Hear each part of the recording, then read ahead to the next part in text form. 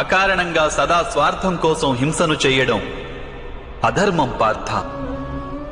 వాస్తవానికి అహింసయే పరమధర్మము.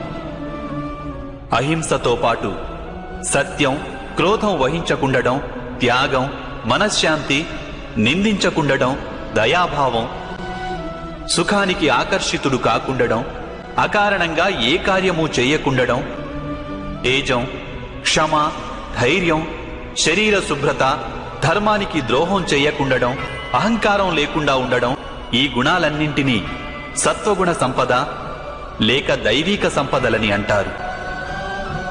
వీటి వలననే మనిషి పరమాత్మను అంటే నన్ను భక్తితో కొలుస్తాడు, తన జీవిత కర్తవ్యాన్ని నిర్వహిస్తాడు, ధర్మ సంస్థాపన చేయగలడు, అలాగే కర్మఫలానికై ఆశను త్యాగం చేసి జీవిస్తాడు.